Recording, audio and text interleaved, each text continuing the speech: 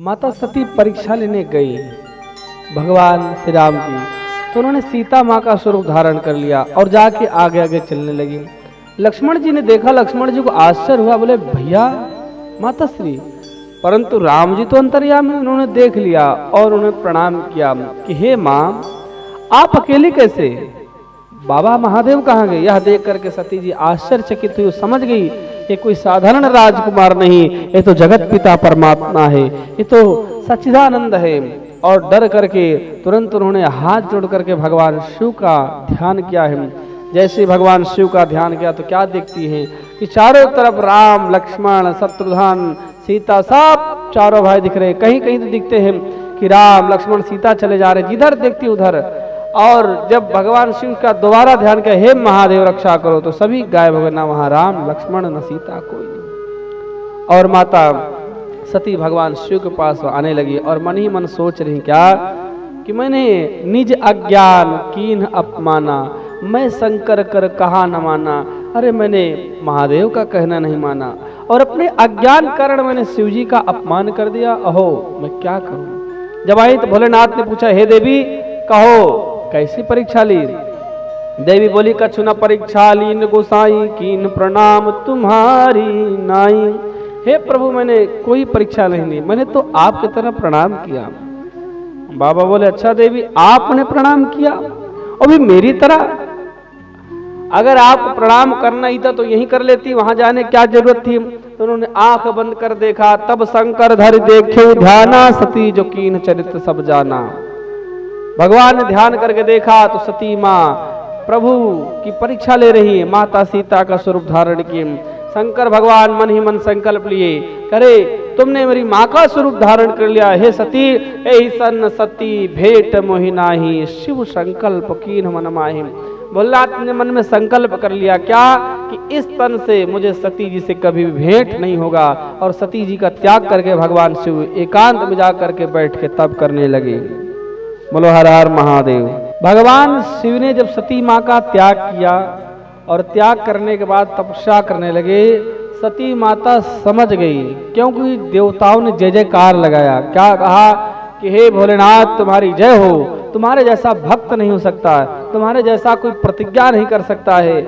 माता सती समझ गई कि महादेव ने मेरा त्याग कर दिया। और शिव के विरह में प्रेम में माता सती रोती रही, उनके सन्मुख बैठ करके सेवा करती रही। प्यारे ध्यान रखना, पति पत्नी का प्रेम एक दूध और पानी की तरह होता है। जिस प्रकार से दूध क्या है 50 रुपए लीटर है और पानी 20 रुपए लीटर है, परंतु यदि दूध में पानी मिला दो तो दूध उसे अपने भाव बिकवा देता है। लेकिन यदि उसी दूध और पानी में कोई अम्लीय पदार्थ खटाई खट्टा कुछ पड़ जाए तो दूध अलग और पानी अलग हो जाता है। ऐसे जो पति पत्नी का प्रेम है, इसमें संशय नहीं होना चाहिए, एक दूसरे पर संदेह नहीं होना चाहिए, एक दूसरे पर किसी बात को लेकर शंका नहीं होनी चाहिए, एक दूसरे की बात पर पूर्ण हमें भरोसा होना चाहिए, हमें एक दूसरे पर यकीन होना चाहिए। भगवान शिव के और माता सती के बीच में संशय आ गया और माता सती जब भगवान शिव का कहना नहीं मानती, भगवान शिव का त्याग कर देते हैं। इसलिए प्यारे मैं आजकल की स्त्रियों से, आजकल के पुरुषों से कहना चाहूंगा कि जब हमारे देवी देवताओं में जब एक दूसरे की बात जब नहीं मानते तो क्या हो सकता है। तो प्यारे आप किस खेत की मूली, मूली नहीं तुम तो मामूली हो। ध्यान रखना, कभी भी भगवान की सेवा करते रहो, परंतु पति और पत्नी एक दूसरे का कहना मानो, सामंजस्य बनाओ। यदि सुखी रहना है तो मैं में घर खराब हो जाता है, मैं को छोड़ो और हम के रास्ते चलो, हम हमारे हैं, ऐसा करके चलो, जब आपका जीवन सुखी होगा। भगवान शिव तप करने लगे और माता सती उनके सामने बैठी। 87,000 वर्ष भगवान शिव ने तपस्या करी। कितने हजार वर्ष? 87,000 वर्ष भगवान शिव ध्यान में मस्त रहे, मग्न रहे और माता सती उनके सन्मुख बैठे रही। एक दिन क्या हुआ, राम राम शिव सुमरन लागे, जाने सती जगत पत जागे। जब भगवान शिव राम राम जपने लगे तब माता सती जान गई जगतपति भगवान शिव समाधि से, ध्यान अवस्था से बाहर आ गए हैं। और जाकर के प्रणाम किया और इस बार भगवान शिव ने उनके सन्मुख आसन रख दिया और आसन रख करके बोले हे देवी बैठो और कथा सुनो। कथा सुनाने लगे। जैसे कथा सुनाना आरंभ किया वैसे ही बड़े बड़े विमान आकाश उड़ने लगे, घड़ घड़ घड़ घड़ करते हुए, बड़े बड़े विमान।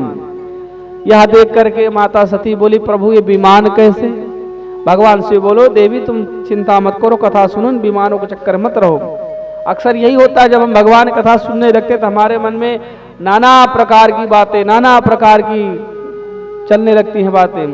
तो क्या हुआ कि बड़े बड़े विमान जब उड़ने लगे, माता सती हाथ जोड़े बोले हे प्रभु बताओ। तब भगवान शिव ने कहा हे देवी तुम्हारे पिता दक्ष के यहाँ यज्ञ होने चल रहा है और बहुत बड़ा यज्ञ है कनकल हरिद्वार में। हे देवी ये वही यज्ञ है, वही सब जा रहे हैं। तो माता सती बोली प्रभु हम भी चले? भोलेनाथ बोले देवी हम नहीं जाएंगे। क्यों? बोले हमें निमंत्रण नहीं दिया गया तो हम कैसे जाएंगे?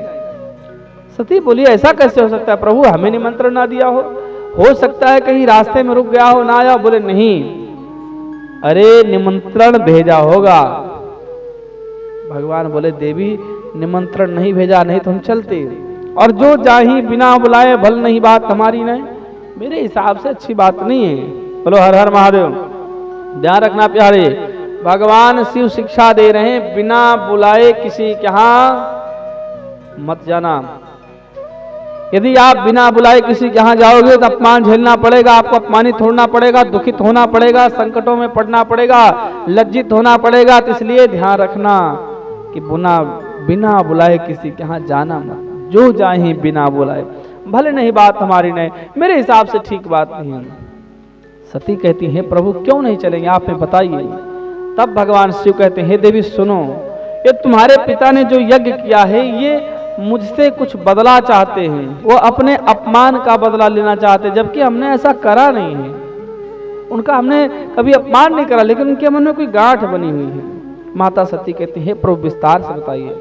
तब भगवान शिव कहते हैं हे देवी एक समय की बात है कि दक्ष को जब प्रजापति लागू किया गया तो उनके स्वागत समारोह रखा गया। अर्थात उन्हें जब प्रजापति बने सभी देवताओं ने स्वागत समारोह रखा, सभी देवी देवता गए थे, मैं भी गया था उसमें, मेरे नंदी आदि गण भी गए थे। जब दक्ष आने लगे, दक्ष जब सभा में प्रवेश किए तो सभी देवी देवता खड़े हो गए और सबने खड़े होकर के उन्हें प्रणाम किया। और मैं तो बैठे बैठे मन ही मन प्रणाम किया, मेरे मन में ऐसा कुछ था नहीं, लेकिन उन्होंने चारों तरफ दृष्टि घुमाई और ज्यों ही मुझे देखा क्रुद्ध हो गए।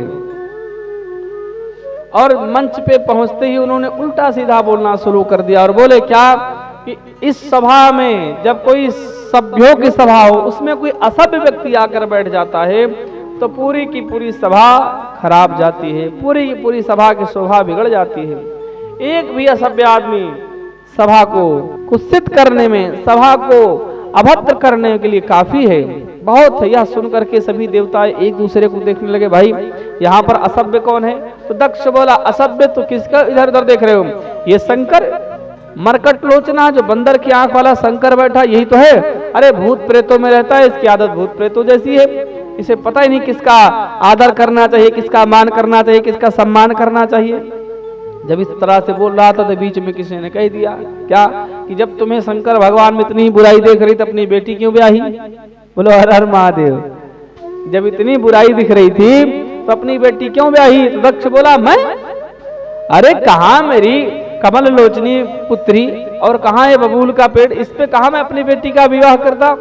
ये तो मेरे पिता ब्रह्मा ने कहा, उनके कहने से मैंने विवाह कर दिया, नहीं तो मैं कदापि विवाह ना करता। ऐसा जब कहने लगे तो नंदी जी क्रोध आया। नंदी जी बोले प्रभु अब बहुत हो रहा है, मैं बोल दूंगा। भगवान शंकर बोले बेटा चुप रहो, ससुराल की गाली सबको खानी पड़ती है, किसी को पहले खानी पड़ जाए किसी को बाद में खानी पड़ जाए, इसलिए चुप रहो, शांत होकर के सुनो। नंदी जी चुप होकर के बैठ गए, लेकिन दक्ष बड़बड़ाता रहा, बोलता गया। अब तो नंदी जी क्रोध आया, नंदी ने धमकाया, अरे दक्ष तू इतना अभिमानी हो गया है, मेरे प्रभु को अनाप शनाप बोलता है, तुझे शर्म नहीं आती? अरे इस प्रकार प्रभु को तू उल्टा सीधा बोलता है, चुप हो जा। जब धमकाया दक्ष नहीं बोला, दक्ष फिर भी बोलता रहा। जब शंकर भगवान ने कोई जवाब नहीं दिया तो दक्ष ने शंकर भगवान को श्राप दिया कि जाओ आज के बाद इस शंकर को यज्ञ में कोई भाग नहीं मिलेगा। हवन जब होगा, यज्ञ होगा, शंकर को कोई भाग नहीं मिलेगा। जब इतना कहा है तुरंत नंदी जी खड़े हो गए। नंदी जी ने कहा है दक्ष तू बड़ा अभिमानी हो गया है, किस प्रकार का वार्तालाप करता है। इतना में भृगु ऋषि खड़े हुए। भृगु ने कहा अरे नंदी तू क्यों बोलता है ससुर दामाद के झगड़े में, आपसी झगड़ा या आपस में निपटेंगे, तुझे क्या जरूरत है बोलने की। तुम शिव के गण हो, जाओ मैं तुम्हें श्राप देता हूं कि शिव के जितने गण हैं सब वेद परायण विमुख हो जाएं और सब पाखंडी हो जाएं, सब जटाजूट धारण करने वाले हो जाएं, इन्हें ज्ञात न हो, सब अनाप शनाप नशाखोरी में हो जाएं। नंदी गणों को श्राप दे दिया। अब तो नंदी जी क्रोध आया, बोले अरे भृगु तुम इस प्रकार से वार्तालाप करते हो, जाओ मैं तुम्हें श्राप देता हूं। तुम्हारे जैसे चाटुकार ब्राह्मण, तुम्हारे जैसे यजमानों की चाटुकारिता वाले ब्राह्मण वेदों का ज्ञान करेंगे परंतु उसका अनुभव नहीं कर पाएंगे, वेदों को बेचेंगे, वेदों का ज्ञान करके, वेदों का अध्ययन करके बस रटते रहेंगे परंतु उनके किसी काम का नहीं आएगा, और तुम्हारे जैसे ब्राह्मण दरिद्रता को प्राप्त होंगे। जाओ और दक्ष मैं तुम्हें श्राप देता हूं कि जिस मुख से तुमने भगवान शिव का अपमान किया है उसी मुख से वह तुम्हारा मुख कटे और तुम्हें बकरे का मुख लगे, और तुम्हारी बुद्धि इतनी मलिन हो जाए कि तुम वेद और शास्त्रों के नियमों को भी भूल जाओ। जब सब एक दूसरे को श्राप देने लगे, ओहो, भगवान शिव बोले भैया यहाँ स्वागत समा हो रहा है, श्राप समा हो रहा है। भगवान भोलेनाथ बोले सबकी जड़ हम ही हैं, उठो और यहाँ से खिसको। और वो होना भी यही चाहिए। जब कहीं मामला ज्यादा बिखर जाए तो चुपचाप निकलो और वहां से चल दो। शंकर भगवान खड़े हुए और चल पड़े, नंदी आदि गण भी चले गए। भगवान शिव ने अपने मन में कोई गांठ नहीं रखी, भगवान शिव ने अपने मन में कोई ईर्ष्या द्वेष नहीं रखा, क्योंकि महात्मा हैं भोलेनाथ, योगियों की योगी हैं, पिता के परम पिता हैं, आदि योगी हैं, आदि पिता है मेरे महादेव। उन्हें क्या लेना देना सुख दुख का, परंतु जो दक्ष है उसके मन में कपट था, वो भूला नहीं। उसे लगता था कि मेरा अपमान करा किसने, शिव ने, पूरे सभा में मुझे अपमानित करा है, मैं अपने अपमान का बदला लूंगा। और आज बदला लेने के लिए ही हे देवी तुम्हारे पिता ने कनखल हरिद्वार में यज्ञ का आयोजन करा है। उसने ब्रह्मांड में जितने भी छोटे छोटे देवी देवता हैं सबको बुलाया है, परंतु मुझे नहीं बुलाया, इसलिए मैं नहीं जाऊंगा। सती बोली प्रभु वो तो आपके ससुर हैं, उनके मन में ऐसा कुछ नहीं, आप चलिए मैं पिताजी को मना लूंगी। भगवान से बोले नहीं देवी मैं नहीं जाऊंगा। ध्यान रखना प्यारे, उतना झुको जितना चल जाए, उस व्यक्ति का जीवन व्यर्थ है जो स्वाभिमान के साथ नहीं जीता है। हर व्यक्ति का स्वाभिमान होता है, मान सम्मान के साथ जियो, अन्यथा व्यक्ति मुर्दे की तरह होता है जिसका जगत में मान सम्मान नहीं होता। भगवान शिव भी कह रहे हैं कि बिना बुलाए नहीं जाना चाहिए, परंतु माता सती नहीं मानती, बार बार कहती प्रभु कि मेरे वहां पर बहनें आएंगी और प्रभु सारे रिश्तेदार आएंगे, कितने दिन बाद सब इकट्ठा होंगे, सबके पास जाओगे प्रभु, बड़ा अच्छा लगेगा, महादेव आप आज्ञा दो जाओ। भगवान शिव बोले देवी मैं कुछ नहीं कह सकता, मैं आपको आज्ञा नहीं दे सकता। परंतु सती जी बार बार जब कहने लगी तो शिव जी मौन हो गए और बोले होई है सोई जो राम रचि राखा को करि तर्क बढ़ावे शाखा।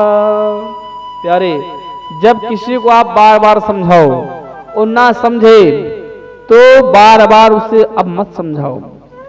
किसी को एक बार समझा दो, दो बार समझा दो, तीन बार समझा दो, ना समझे चुप हो जाओ। क्यों? वो आपको जरा सा भी नहीं मानता है, इसलिए मौन हो जाओ। भगवान शिव मौन हो गए और कुछ बोले नहीं। अब सती जी जाने लगी। जब जाने लगी तो उलट उलट के देखती हैं कि भोलेनाथ एक बार कहते, परंतु भोले बाबा देखते कि जाए गई कि नहीं गई। एक आंख से देख करके फिर आंख बंद कर लेते, बाबा गई कि नहीं गई, गई कि नहीं गई। ऐसे कर सती जब कुछ दूर जाती फिर लौट के आती हैं, फिर जाती। एक तरफ पिता का प्रेम, एक तरफ पति का प्रेम, क्या करें। अंत में महादेव ने गणों को आदेश दिया, नंदी आदि गणों को जाओ सती के साथ जाओ। नंदी आदि गण आए हैं और माता सती आई कहां पर, अपने पिता के यहाँ। किसके यहाँ? दक्ष के यहाँ। जब आई हैं अपने पिता को प्रणाम करा। बोलो हर हर महादेव। जब आई हैं तो उन्हें कोई आदर के साथ, सम्मान के साथ कोई मिला नहीं, केवल एक मिला, सादर भले मिली एक माता, भगनी मिली बहुत मुस्काता। उन्हें केवल और केवल उनकी माता जी मिली हैं और बाकी कोई उन्हें मिली नहीं प्रेम से। भाई ने तो नाना प्रकार की हंसी ठिठोली करती हैं और कहती हैं, अरे ऐसे लोग भी आए हैं जिनको निमंत्रण भी नहीं भेजा। अरे हमने सुना है इनके पति देवता जो है तीनों लोगों को स्वामी है। नाना प्रकार की जब बातें करती है, परंतु माता सती उनकी बातों को नहीं मानती। क्यों? तो बहनें हैं, ये तो पहले ही ऐसी थी, अनाप शनाप बातें करती थी, इनकी बातों का ध्यान नहीं दिया। यज्ञशाला में गई। जब यज्ञशाला में गई हैं तो उन्होंने क्या देखा कि यज्ञशाला में दक्ष ने सबको मना कर रखा है कि शिव से संबंधित कोई भी आता है, कोई व्यक्ति उससे बात नहीं करेगा। यदि कोई बोलता है तो उसे दंडित किया जाएगा। माता सती जब आई तो उन्होंने क्या देखा, छोटे छोटे देवी देवताओं का भाग रखा है, परंतु महादेव का भाग नहीं रखा है। अब तो मां सती क्रोधित हो गई। अपना अपमान तो उन्होंने सह लिया, परंतु महादेव का अपमान उनसे सहा नहीं गया। प्यारे, वो पत्नी नहीं जो अपने पति का अपमान देखते। हम देखते हैं कई पत्नियां ऐसे हैं, उनके मायके में उनके माता पिता उनके पति का अपमान करते हैं, फिर भी उनके यहाँ जाती हैं। अरे जब तुम्हारा विवाह तुम्हारे पति के साथ हो गया, तुम्हारा पति सब कुछ है, उस घर से तुम्हारा कोई लेना देना नहीं है। जिस ससुराल में, जिस मायके में पति की बेइज्जती अपमान होता है, उस वहां जाना नहीं चाहिए, उनसे कोई संबंध नहीं रखना चाहिए। ध्यान रखना, यदि सुखी रहना है तो अपने पति की आज्ञा करो। आपके पति का मान सम्मान ही आपका है, आपके पति की इज्जत आपकी इज्जत है, आपके पति की समस्त वस्तुएं आपकी हैं, इसलिए पति का अपमान नहीं सहना चाहिए। माता सती आज अपने पति का अपमान नहीं सह सकी और माता सती कहती है, ऐ दक्ष, तुझे इतना घमंड हो गया, तुझे इतना अहंकार हो गया कि पद पाते ही तू परम पिता शिव को ही भूल गया और उनका ही अपमान करने चल पड़ा। अरे याद कर, स्मरण कर, जब तूने मेरी तपस्या करी थी तब मैंने तुझसे कहा था कि तू सब कुछ करना तुम, परंतु मेरे बाबा का, महादेव का अपमान मत करना, लेकिन तुमने आज वही कर दिया। अब मैं क्या करूं? अगर मैं शिवजी के पास जाती हूँ तो क्या मुख लेकर के जाऊंगी, और यहाँ रहती हूँ क्या मुख लेकर के रहूंगी। इसलिए ये मेरा शरीर तेरे शुक्र से उत्पन्न हुआ, इसलिए मैं शरीर को ध्वस्त करती हूँ। और माँ भगवती ने अंगूठे से योगाग्नि निकाली और जाते जाते समस्त ऋषि देवी देवताओं को श्राप दिया, अरे देवी देवताओं, तुमने भगवान शिव की निंदा सुनी है, तुम सब दंडित हो गए। ऐसा कहते हुए भगवती ने अंगूठे से योगाग्नि निकाली और अपने शरीर को ध्वस्त कर दिया। बोलो हर हर महादेव। माता सती ने योगाग्नि में अपने शरीर को ध्वस्त किया और जैसे ही सती माँ अपने योगाग्नि ध्वस्त करने लगी, वैसे विष्णु भगवान आए। बोले, हे माँ, क्या करा आपने? भगवती बोली, हे विष्णु भगवान, मुझे वर दीजिए कि मैं जब जब भी जन्म लूं भगवान शिव के चरणों की प्राप्ति करूं, शिव की दासी बनूं। विष्णु भगवान ने वर दिया है। और जब नंदी आदि गणों ने देखा क्या कि माता सती अपने योगाग्नि में शरीर को ध्वस्त करी हैं, तो वैसे ही नंदी आदि गण समस्त भृगु आदि ऋषियों को भगाने लगे, यज्ञ को ध्वस्त करने लगे। वैसे ही भृगु ने क्या करा, वहां पर अनेक गण खड़े कर दिए जो यज्ञ की रक्षा करते हैं, और वे सभी खड़े हुए और यज्ञ को विध्वंस करने वाले नंदी आदि गणों को मार भगाया है। नारद जी दौड़ कर गए भगवान शिव के पास और बोले, महादेव महादेव, अनर्थ हो गया। शंकर भगवान बोले, क्या हुआ? बोले, प्रभु, माता सती ने अपने शरीर को योगाग्नि में ध्वस्त कर लिया है, विध्वंस कर लिया है। यह सुन करके भगवान शिव क्रोधित हुए और उन्होंने अपनी जटाएं उखाड़ी और जटा को पटका। जटा के दो भाग हो गए, एक भाग से वीरभद्र और दूसरे भाग से भद्रकाली प्रकट हुई। भद्रकाली अनेक योगिनियों के साथ, 64 योगिनियों के साथ प्रकट हुई और वीरभद्र अनेक भूत प्रेत पिशाचों के साथ प्रकट हुए। भगवान शिव ने कहा, भो वीर ते भद्रम, हे वीर तुम्हारा कल्याण हो, जाओ और दक्ष के यज्ञ को विध्वंस कर दो। वीरभद्र चले हैं, भद्रकाली को भी आदेश दिया। अब यहाँ पर जो यज्ञ कर रहे थे, बोलो हर हर महादेव, जो यहाँ पर यज्ञ कर रहे थे वो स्वाहा स्वाहा कर रहे थे, लेकिन इतने में आवाज आ रही है, हर हर महादेव, हर हर महादेव। यह देख करके आश्चर्य हुआ, अरे ये आवाज कहां से आ रही है, इतना शोर कहां से आ रहा है? किसी ने कहा कि अरे मूर्ख, तूफान आ रहा होगा। दूसरा बोला, आंधी तूफान का कोई मौसम नहीं, ये तूफान कहां से आ रहा है? तीसरे ने कहा हो सकता है गायें छूटी हों और गायों की आवाज आ रही है। चौथे ने कहा मूर्ख कहीं के, गाय कहाँ से छूट जाएंगे, अभी तो गोधली बेला भी नहीं हुई। ये आपस में चर्चा कर ही रहे थे, इतने में इनको घेर लिया गया, पूरी यज्ञ को घेर लिया गया। वीरभाद कीर्तिमुख इत्यादि सब युद्ध करने लगे, देवी देवताओं से, इंद्र आदि देवताओं से सबसे युद्ध हुआ। विष्णु भगवान भी है, सबसे युद्ध होने लगा। और अंत में क्या करा, वीरभद्र ने सबको पकड़ के बांध दिया और बोले बताओ नंदीगणों किसने क्या करा। तो नंदीगण बोले महाराज जब हम मारे जा रहे थे जो भृगु जी दाढ़ी पे से हाथ घुमा रहे थे, वैसे अच्छा दाढ़ी पे हाथ घुमा रहे थे, ठीक है। वीरभद्र ने क्या करा, भृगु जी की दाढ़ी पकड़ी और उखाड़ के हवन कुंड में स्वाहा स्वाहा कर दिया। फिर बोले और बोले जब हम मारे जा रहे थे जो मूसा दे हैं ये ही कर रहे थे, वैसे उनका मारा मुक्का और दांत ला करके स्वाहा, अग्नि में दांत तोड़ के डाल दिए। अब सारे देवी देवता को जितने पंडित थे सबको खंडित कर दिए। अंत में क्या करा, दक्ष के सिर को पकड़ा और तोड़ करके ओम नमः शिवाय के अग्नि में स्वाहा कर दिया। चारों तरफ हाहाकार मच गया, सारे देवता आश्चर्य में पड़ गए और चारों तरफ भागम भाग मच गई। जब बहुत हुआ, पुराणांतर आता है कि भगवान शिव सती के शरीर को लेकर के कई जगह भटकते रहे और उनसे फिर शक्ति पीठों की स्थापना हुई, परंतु शिव पुराण में ऐसा नहीं है। अब जब सारे देवी देवता दंडित हो गए तो ब्रह्मा जी की शरण में गए। ब्रह्मा जी ने समझाया, अरे मूर्खो तुम करने क्या गए थे वहां, जहां पर भगवान शिव को ना बुलाया गया हो, जहां पर भगवान शिव को नहीं बुलाया गया वहां क्या करने गए। तो सारे देवता हाथ जोड़कर बोले ब्रह्मदेव क्षमा करो, हे ब्रह्मदेव क्षमा करो। तब ब्रह्मा जी ने कहा चलो शिव की शरण में। सभी भगवान शिव की शरण में आए, भगवान शिव की स्तुति करी। कर्पूर गौरम करुणावतारम संसार सारम भुजगेंद्रहारम सदा वसंतम हृदयारविंदे भवं भवानी सहिता नमामि। खूब प्रणाम किया, खूब स्तुति करी, महादेव तुम्हारी जय हुए। भोलेनाथ ने कहा कहो देवो कैसे आना। ब्रह्मा जी मुस्कुराए और भृगु जी जैसे बोलने चले, कुछ उसे दाढ़ी पे हाथ फेरा, दाढ़ी नहीं। ब्रह्मा जी बोले प्रभु हे बिना दाढ़ी के नहीं रह सकते, भगवान इन पर कृपा करो। ये सारे देवता जो खंडित हो गए प्रभु इन पर कृपा करो।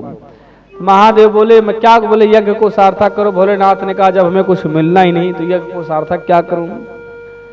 सभी देवताओं ने हाथ खड़ा कर कहा, बोले भोलेनाथ हम सभी देवता प्रतिज्ञा करते हैं जो यज्ञ में शेष भाग बचेगा वो सब आपका होगा, हे महादेव कृपा करो। भोलेनाथ ने सभी जो देवता थे उनको भृगु जी के थोड़ी सी दाढ़ी दे, बोले थोड़े में काम चल जाएगा, बोले महादेव पूरा काम चलेगा।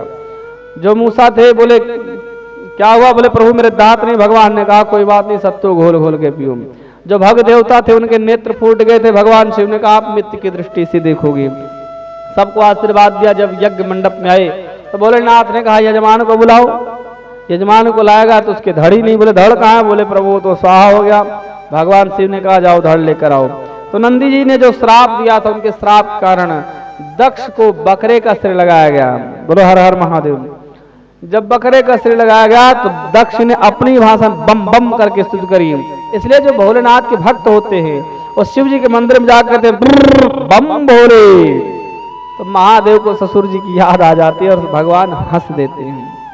ऐसे ही आज महादेव को जब बम बम करके स्तुति करी, महादेव प्रसन्न हुए और महादेव यज्ञ को सफल किया। श्री सूत जी कहते हैं जो इस कथा को सुनता है, सुनाता है, जो इस कथा को रसपान करता है, अपने भक्तों को, संतों को सुनाता है, वे सभी लोग भाव सागर से पार जाते हैं। उन्हें महादेव की भक्ति करने का परम सौभाग्य मिलता है। इसलिए बंधुओं आप लोग भगवान की लीला अवश्य सुने और महादेव की कृपा प्राप्त करें और भोलेनाथ की सेवा अवश्य करें। हर हर महादेव।